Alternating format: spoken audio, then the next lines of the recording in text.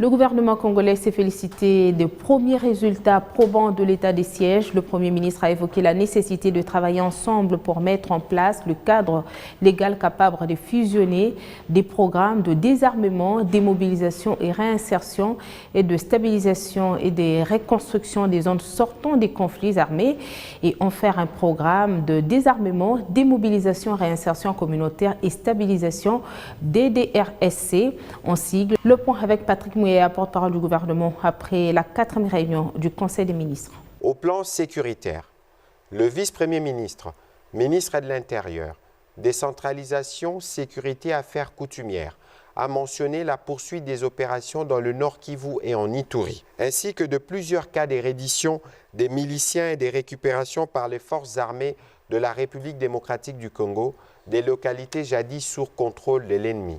En Ituri, les FARDC ont, après d'intenses combats, le 16 mai dernier, récupéré 8 localités, jadis occupées par les miliciens FPIC Chiniakilima, notamment Nyakasi 1, 2, 3, ainsi que Sililo et Bahia, situés respectivement dans les chefferies des Mobala et Baemba en territoire d'Irum ou en Ituri. Ces offensives de nos forces armées contre les miliciens s'intensifient également en territoire de Djougou.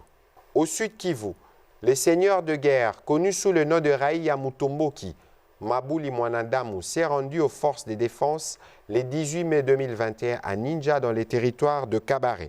Avec lui, 35 combattants et des munitions et armes de guerre. Réagissant au point sur la reddition, le Premier ministre chef du gouvernement a salué l'engouement observé ces derniers jours à la suite de la proclamation de l'état de siège dans les provinces du Nord Kivu et de l'Ituri.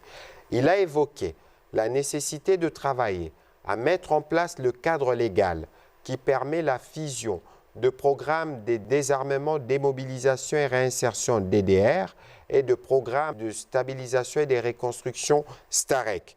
Les deux programmes fusionnés deviendront DDRCS, désarmement, démobilisation, réinsertion communautaire et stabilisation. Ainsi, le processus de réinsertion pourra accompagner immédiatement les opérations militaires en cours.